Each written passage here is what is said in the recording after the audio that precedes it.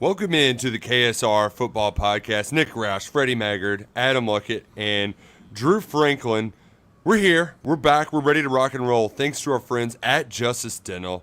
As always, a KSR Football Podcast brought to you by Justice Dental. 2 Lexington locations, Blazer Parkway, Wellington Way. Your one-stop shop for all your dental needs. Just give them a call to set up your appointment today at 859-543-0700. Or you can visit them online at justicedental.com.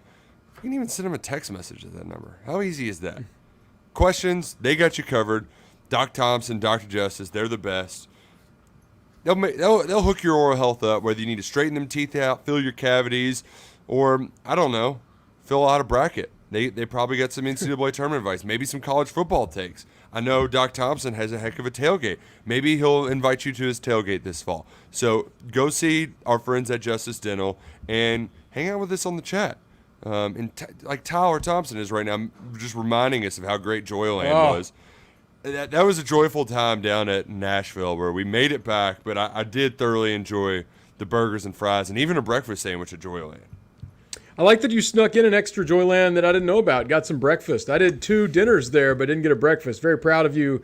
Get one on the last day, but what a nice find we had outside of the football in Nashville. I'm missing it already. I'm missing snack time too, Freddie. Yeah, my refrigerator's a little bare, so I miss snack time too. How many hot dogs made it home in your bag, Freddie? Did you pack any for the road? I didn't know I had to do math, but I would say 9 or 10 made it back to the house hotel. Yeah, at least 9 or 10. I had some good dogs too. That we spent the weekend in Nashville talking about Kroger, and Freddie was so hyped up he had to go check out the new Kroger in Middletown. Like that's dedication right there. Wasted no time. I'm sure it was outstanding. I haven't checked it out yet. I forgot to send you a picture of my Louisville football trash can at Kroger today, Drew, but I still made it. Replenished my fridge this afternoon. I had a big Kroger weekend myself. I wasn't like Freddie. I didn't go straight to a new one, but I went straight to an old one and visited my old Kroger back in Madisonville where I used to work. So after we had a big Kroger week, I went and saw the old stomping grounds. And now that we're on a wide shot, I have to explain why I'm so casual. I'm under strict orders to prop my rolled ankle up, so I feel like I'm all diagonal. I'm not sure if this chair is going to hold me for an entire show, but doctor's orders, so this is why I'm leaned back like this. There's a good chance I end up on the floor. Is that strict orders from the doctor or from the wife?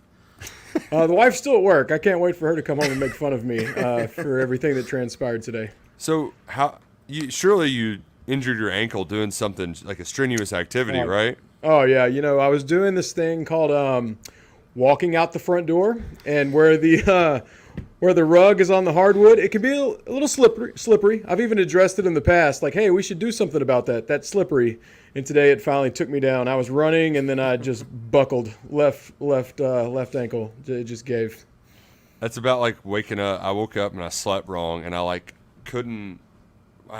You had to rub icy hot on it, and I had it took me like an hour before I could just sit in a normal position. So, but I feel like that happens. Running out the door and hurting your ankle, that is a little bit more humbling, if you will. I went in bed last night and I turned too fast, and I felt like I pulled a muscle in the middle of my back. So I know what it's like moving a little too fast. You just gotta slow down. I think this is all just we're still got a little fatigue in us from SEC Media Days in Nashville, but we still have some stuff to discuss from the event. We were a little delirious by the day's end. If you need more evidence of that, just watch Drew and I's video where I can barely talk. That's one of those it was an out of body experience, Drew, and I'm just happy we got all home safe and sound after that, because judging by me watching 24 hours later, I was shocked at myself that I was still breathing after all of that. I never go back and watch content we do. I don't listen to a KSR podcast. The own voice thing, we all deal with it. But I've watched that video of you laughing 100 times, in the one we did before we left, because that is the most infectious, contagious laugh. You can't help but laugh watching you laugh. You don't even know the story, but no one has laughed as hard as you were in the intro of that video. And the part where you say that nobody's here, and then just a crowd of people walk by. Yeah, perfect time, right on cue. A whole group walks right behind us. Man. Great ending to a long week. There was some actual business to attend to, though, because Thursday we submitted our votes for all SEC and the SEC predicted order of finish. And there was some drama because I still don't know how many Kentucky Wildcats were preseason all SEC because, like at the damn SEC, you'll never believe this, they can't figure out their preseason teams. We got, is there 3 or is there 4? I don't know what's going on. I don't know what's happening, but I'm not happy about it. Yeah, typical all conference teams at the Southeastern Conference Media Days. Just a total hot mess. Players that are not on it that a lot of people would probably want to vote for. The specialists, I was still confused on how they did all that. Return specialist, non-return specialist, punt, all of that. So that a little confusing on that regard. But yeah, just a total mess as usual. Let's talk about that little incident with Barry Brown. How did that happen? There were 3 people you could choose from, and in theory, 3 teams. They'd all get one, and you're just shuffling. But then they just used 2 of them, and there wasn't a 3rd team, kickoff specialist. Is that what happened? I don't know, but UK only used the 3, but then the SEC had 4. But then they used Jeter twice, not Derek Jeter, but another Jeets. So yeah, I can't explain it, but perspective all is in the eye of the beholder. And as far as I'm concerned, Barry Brown is a preseason All-SEC kickoff return specialist. Instead of all-purpose, why don't they just do a flex? Like, we're in fantasy football land now. Like, why can't we just do flex and then the player with the most votes out of the you combine the running back and receivers and tight ends, then that guy could be on. You know what I'm saying, on the first team. And then you could just do that on down the line. I don't understand. The AP, if you're only going to nominate, 4 or 5 guys, it just doesn't make much sense to me. Which, speaking of, another all-SEC snub that I can't, my brain doesn't comprehend, but Freddie Maggard, if I'm not mistaken, there were only 4 running backs who rushed for 1,000 yards last year in the Southeastern Conference. There were 6 spots. One of those players transferred to a better program, and he was not a preseason All-SEC selection. I can't comprehend. Maybe you don't put him first or second team, but I don't know how Ray Davis didn't make the cut. Yeah, Ray Davis is my obvious choice here for snubs, especially after talking to a lot of folks that has seen a lot more Ray Davis than I have, or we have. You see him once a year, and the last time we saw him, he was putting 100 on Kentucky in a loss. So Ray Davis, the more I talk to folks at the networks and everywhere else, the more I appreciated Ray Davis, and the more I thought that he should be at least second team on the All-SEC ballot because, like you said, 1,000-yard guy, and he's going to a better team on paper. It's got to be done on the field. But, yeah, he is my number 1 snub. I can't comprehend it, and I know like we talked to a lot of people on the record down there. Cole Kubelik's been very high on him. SEC Mike said he was the first team selection for him, so I don't get it. But you know what? I don't mind it that much. I mean, oh no, Kentucky's getting disrespected again by the media. Oh no, shucks. There was the one first place vote for Kentucky, and me being the fanboy there for the first time, a lot of people thought that could have been me, but really, like you're saying, it's the opposite. If I'm a fan, I'm voting Kentucky last because they get angry when they get snubbed like Ray Davis or slip in the rankings behind South Carolina. So even though we have a couple guys that we thought should be on there, it's not the worst thing that they have that hunger going into the season because we know how Mark Stoops' culture reacts to any kind of negativity like that. Before we get to the order of finish, I just wanted to just note that if you have Georgia, Alabama, or LSU next to your name, you're probably going to get a lot of votes. And I think that Georgia's entire offensive line they're like, okay, you guys are good. We're going to put you in deserved. there. Yeah. But to be honest, as someone who, I don't follow those other teams very closely. So some of those positions, I'm like Georgia, Bama. I mean, it's natural to do that. You're just going to assume they're going to be headed to the league. Well, and my issue with it is, like, if you go in on paper or you use, like, Phil Stills or whatever, and you got, all right, these are my top 5 corners, these are my top 5 offensive tackles, these are my top 5 interior offensive linemen, these are my top 5 D linemen, these are my top 5 edge players, yada, yada. then they just get all thrown in, and so then you get all they get them all mixed up, and then you can't. Then you're like looking and checking for guys, and then you see guys like a Dominic Lovett's not even on there. Yeah. Then you get halfway through the ballot, and a lot of times you just throw your hands up. You don't know what to do. So then I think a lot of people just start, clicking trying names. to get through that as fast as possible. I just think that it seems more complicated than it needs to be. I don't know why why we have all these complications, and they have these positions where good players aren't qualifying for it, and then have these random places where you have 3 players that you can vote for. I just don't think it makes much sense. And you mentioned Dominic Lovett, though. That was one where he was going to be my first receiver taken, and he wasn't even nominated because the SEC, to limit them, they shrink the pool of how many players a school can nominate.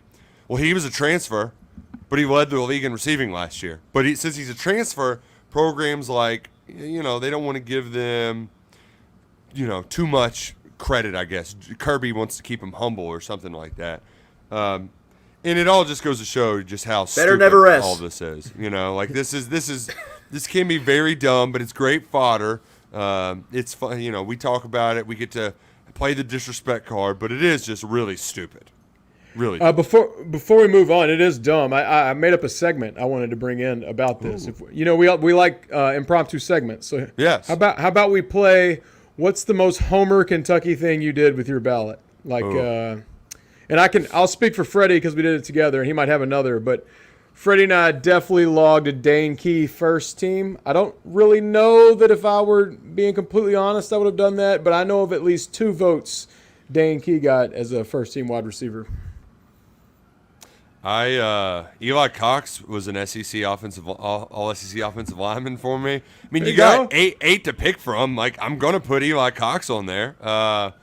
And yeah, I think I did also the same with Dane and Barry on. It might have been both of them where I was just screw it, put him 1 and 2. Nobody else is gonna vote for him.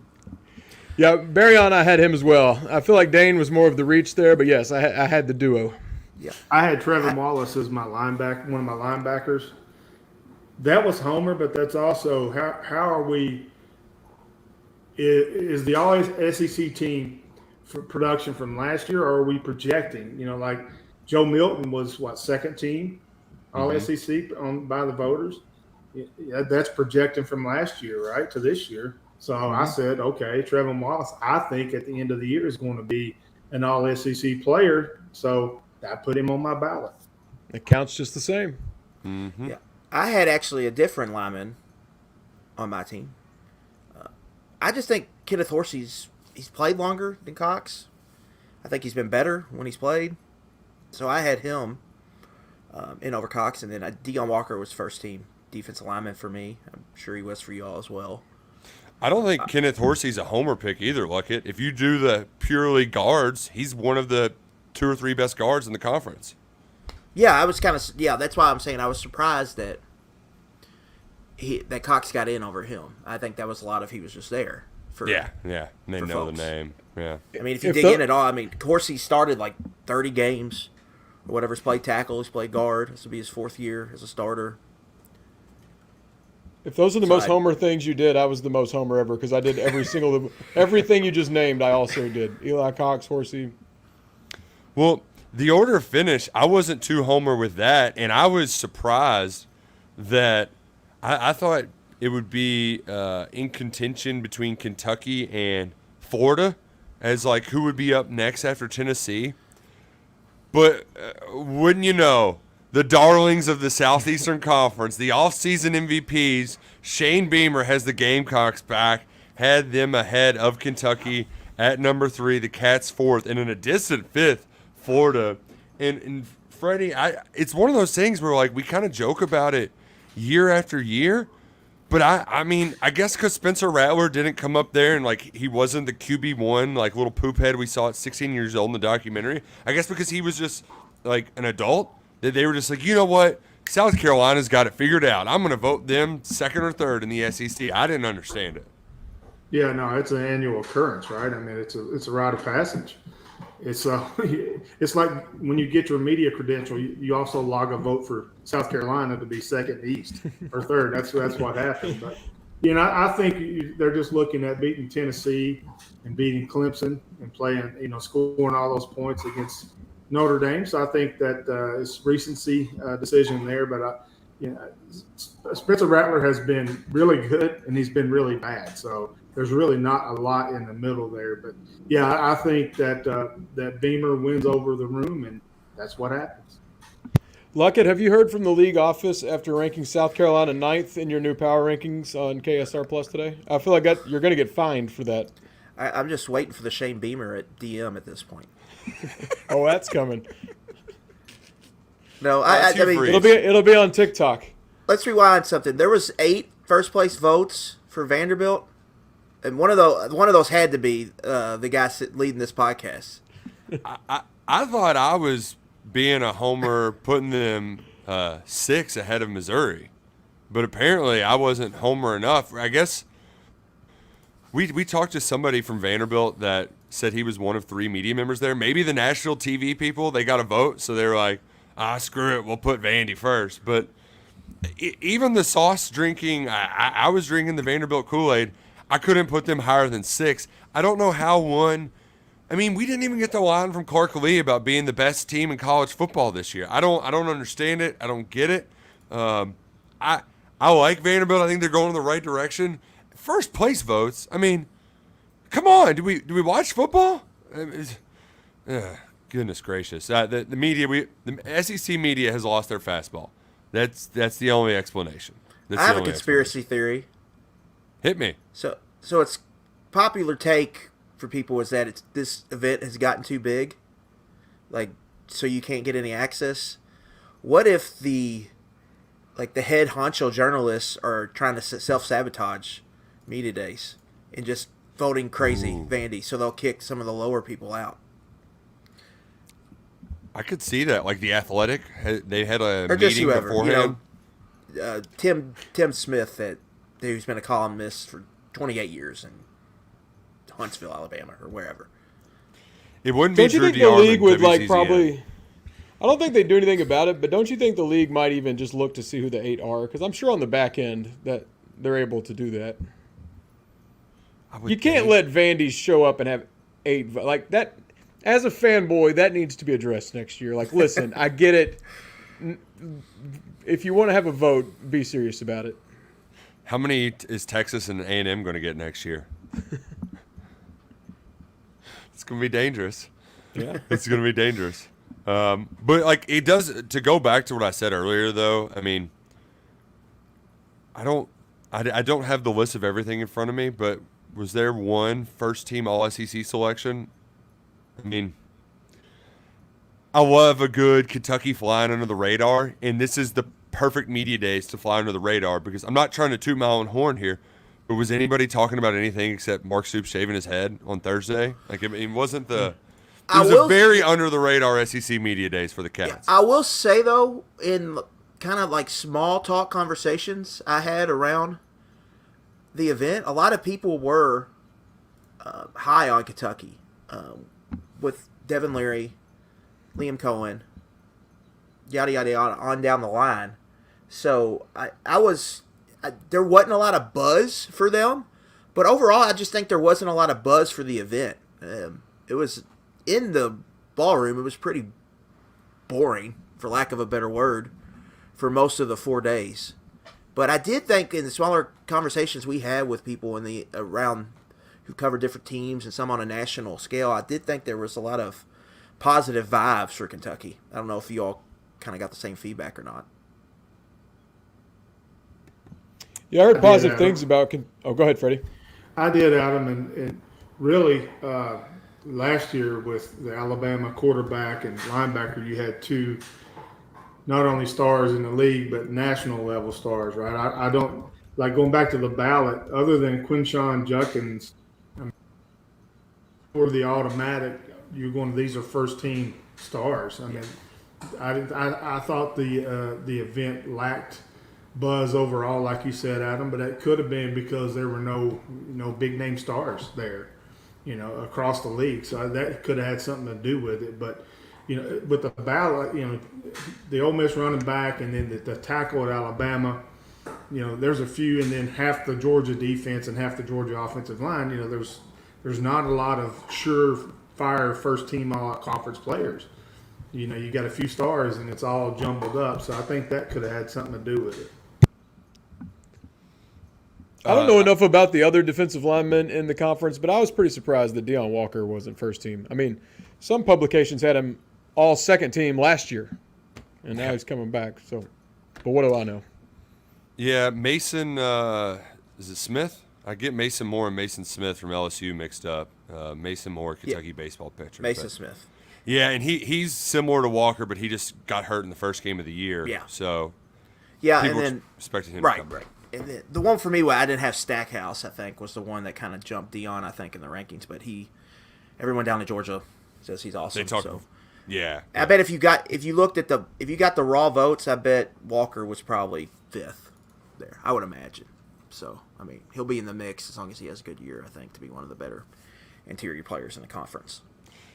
If you missed it too, our guy Clark Brooks, who is just a bundle of energy, has him in his freaks list. That was on one of the Andy Staples shows from last week. I thoroughly enjoyed that interview while I was on the road to a wedding, and there's nothing like following up like a long weekend on the road than just going back on the road.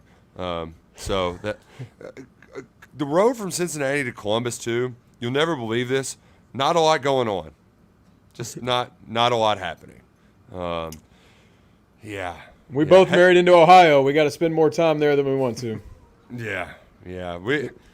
The only downer when you're going to a wedding is I hate that I can't wear my bird dog shorts there because they're so comfortable. And instead of I wish I wasn't wearing a big stuffy suit. I wish I had those stylish shorts on. They have the liner on the inside. They're very convenient. And when you go to birddogs.com/KSR, you can get one of those tumblers. Just get it for free along with your order. They're very nice, very wonderful, high quality and stylish, just like everything at Bird Dogs. Promo code KSR at checkout. Bird Dogs, they're the best of the best, and they're life-changing. Just try them out. You've probably thought about it. You've heard about it. Just go ahead, take the plunge, buy some Bird Dog shorts today. birddogs.com/KSR. Next up. Good job. Yeah, you like that plug? Yeah, that's very good. Yeah. I was wearing bird dogs when I fell down today. If I had been wearing jeans, I could have hurt myself even worse. But I was able to bounce right back up and go to a radio show. No, man. So a little podcast housekeeping. I'm sure some of you weren't ready for this KSR Football Podcast to happen on Monday. Well, we're getting back in the rotation. So this week is a little bit of a lull before fall camp begins. Fall camp starts Friday, I believe. So we're not supposed to let the details out on stuff, but I'm expecting Fan Day to be next Saturday. That would be August the 4th, I want to say. 5th. The 5th. So that's the fall. We'll be rocking and rolling by then. But basically from here on out, Monday evenings, KSR Football Podcast will be on your YouTube channel. So make sure you're subscribed. You'll be ready to rock. So every time that we go live, we'll pop up on your TV. There'll be some classic tomfoolery, some shenanigans. And then that way, once the season gets rocking and rolling, we'll be here every Monday night to react to the show. And 11 personnel, new home, going to be on Wednesdays. Correct, Mr. Luckett? Yep, hump day with 11 personnel. And this week we're rolling out position previews on the site, which means we get to do position previews on the podcast. And that also means Steven gets to bring back the timer. And I don't know what it is about having a timer in the corner that it adds an element of immediacy, an element of now that I love it. I love it. Do you remember in Sports Center they used to do the Coors Light hot seat or whatever? It would be they would play music and they would have all the graphics on, and they had to get they would interview someone but it would have to go real fast. That's what it feels like when that timer starts going, because you're I gotta get my stuff out, and then sometimes you finish early and you're just hanging out there for 30 seconds. There was definitely a couple moments when we were doing opponent previews, I want to say, where I was just sitting there and then the kicker was good. And you just kind of trail off. But nevertheless, what else did we miss from SEC Media Days? Anything exciting? We've got some exciting recruiting news. Maybe I can say that. How about that? Nigel Glover. He was the highest ranked player in the highest ranked signing class ever by Pat Fitzgerald. He's visiting Kentucky this week. So that could be significant. He's a linebacker. Look, they could always use a linebacker. Top 10 player in Ohio. What's a consensus 4-star recruit, I believe. Yes. Dayton, Ohio native. Would be a nice addition, right? And then we've talked about that linebacker room, lack of depth there. You add him with Jay Vant Brown, kid they got out of St. Thomas Aquinas in South Florida. I think that would be a nice 1-2 punch there in your freshman class. And then I think that's still kind of a position of need in this class. It would make it less so, where now you're potentially stacking two good classes together for a room that's where there's going to be a lot of turnover, I think, or there's not a real middle class there of sophomore and juniors. It goes kind of junior, senior to freshman. So that would be a nice add there, I think, to get him in there. And then that would help the recruiting ranking. I mean, you go back and add him to the recruiting ranking, Nick, that would give them another top 25 class, or pretty close to it, if you added him into the fold. Yeah, and it kind of reminds me of Trey Mitchell, Drew, where something weird happens, and it just so happens that you have this pre-established relationship with a guy at a position of need. I mean, it's not a done deal by any means. I know Michigan is lurking, but this would be a nice, let's just add a 4-star recruit right before fall camp. Perfect timing.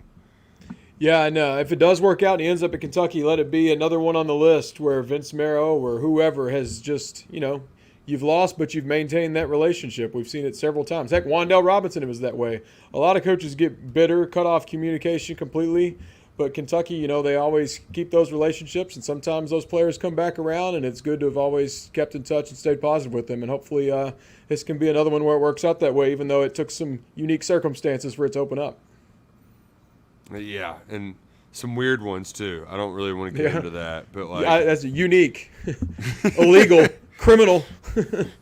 And, oh, man, that story just keeps getting weirder, too. I mean, we're going to It's like every team on campus. I know. And I'm curious, too, if that's going to – I mean, that's got to end up following Jim Phillips in the ACC. That's the ACC commissioner was AD when all that was going on. And their media days starts tomorrow. Oh, gosh. Yeah, he's going to have to – Do y'all want to go? I mean, hit the road for Charlotte right quick? Yeah. I'm sure our wives would love that. I unpacked from the first one. Oh, man. I'm still catching up on laundry. Yeah, driving straight back to Western Kentucky, not ideal. Not ideal. Yeah, Drew, you could have planned that a little better. Maybe just stopped in Madisonville instead of. I would have been dead if I did one more night in Nashville just to avoid that drive. Oh man, but yeah, ACC Media Days, that's happening this week. Oh gosh, I had something on the tip of my tongue that was right there. Oh, speaking of the ACC. Did you see the Cowboy Boot trophy that Louisville's getting? That's beautiful. Yeah. But here, I think it's really cool, especially that. No idea Schnellenberger wore cowboy boots. No idea. Yeah, that's the problem. When I think of Howard Schnellenberger, I think of a pipe. I didn't know that he was walking around in cowboy boots. So I don't know, Freddie. I would have much preferred a cowboy boots and a mustache instead of cowboy boots for that trophy. Yeah, as the only football podcaster that had a visit in his office, a recruiting visit, I didn't remember seeing cowboy boots, but I do remember the pipe, and that was prominent when he was talking to me, was the pipe, and I would think that would be more of a fitting trophy for Louisville and Miami because even the stories of him leaving the pipe at players' houses that he thought highly of, so he'd have an excuse to come back. But yeah, I thought the pipe would be more fitting. I like that little twist. He was classic. He was classic as far as recruiting, man. He was fun. He was a lot of fun. I'm glad you all said this because I didn't know the boots connection either. I thought it was cool they took actual boots and put gold around them. I just thought I was dumb and didn't know the big story there because I also thought pipe. He also did the thing. I love that trick too, Freddie. That's what a guy or a girl will do when they're trying to get the follow-up visit, right? Like, oh no, I left behind my just name random object, right? Or like, I accidentally stole a koozie. Oh, I guess I'm going to have to go and bring it back. Oh no, I left my SEC Media Days pass in Nashville. Let's go get it. The other movie he did too with his pipe is sometimes, he might have been overserved or he might have fallen asleep. He might have taken a Roush Hugh Freeze catnap and just put his pipe in his pocket without it going out. So he had holes all over his jackets, his plaid jackets, because he just forgot that the pipe was still lit in there. Yeah, so. Oh, man. I will say, like, Louisville, Miami getting the trophy game, that's one thing the Big Ten has right. Is they've got all those trophy games. We need more trophy games. Oh, as many trophy games as possible. Kentucky has one now left, really. And we need. That's why the beer barrel. It would be a great ad. What would a good Kentucky versus South Carolina trophy be? Because that feels like there's a lot of juice in that now. Would it be like sunglasses, a ballot box? Or it could be like a chicken bucket, like Colonel Sanders, because you've got the chickens, the Gamecocks, Colonel Sanders, Kentucky. Bojangles versus KFC. Yeah. Just a chicken bucket, I think, would be good, although I don't think Gamecocks would appreciate that too much. Yeah, that is the way it's becoming a rivalry, though, or has become one, especially with Stoops and Beamer now. It could use a nice little trophy there. Which South Carolina, they're opening the year on College game day against North Carolina. They're 1.5-point dogs in that game. Drake May, a Heisman buzz, Shane Beamer, Spencer Rattler, God's gift to the media. It would be just a real shame if they used that big platform and just fell flat on their faces. I would be so disappointed. Are we allowed to paint our faces in Tar Heel blue for that? Is that? I got in my notes here to remind you about South Carolina and the van, about the offensive line. So I don't remember what that means, but it's important enough to be number one on my notes for the podcast. Well, because the close to South Carolina, they were being candid and not having to do the spin zone thing because Shane Beamer is their co-host. We're just going on and on about that offensive line, right? They essentially had their Kenneth Horsey kick out the left tackle. He got hurt in the spring game, and it's just a patchwork of transfers. There's a guy from Mercer. Their best offensive lineman might be an Ivy Leaguer. Yeah, dude from Yale. From Yale. Gargugio or whatever his name is. So their offensive line's in a herd of trouble. And we'll get into it later on, but there's a lot of Rich Scangarello comparisons with Dow Loggins, the quarterback situations. Like, if you kind of break it down piece by piece, there's a lot of similarities to South Carolina this year and Kentucky a year ago, where you win some late games, you get this momentum, you got this buzz, you got a named quarterback. Unexpectedly lost their top rusher. Now they've got a running back room that's kind of a mess, too. Mm-hmm. Yeah, I'm right there with you. A lot of similarities there. So it would be a real shame if the Gamecocks fell flat on their face. But we'll get into that more. There's plenty of time this offseason to dive into more. But we've run out of time today. We're going to keep things a little bit lighter early on in this offseason because, after all, it's training camp for us, too. We're still getting our toes wet. We're getting loose. I mean, Drew's got to get his ankles ready, I literally got to go get my toes wet. Got to get my foot iced. Yeah, he didn't tape up before, and we've already got injuries. We're loading up on the icy hot, so we're getting back into the action, and we're doing it rocking our bird dogs and with our friends at Justice Dental. We can't thank them enough for sponsoring the KSR Football Podcast. We'll be back for more next Monday, and I'm not stopping. Go Cats and go Crow Green.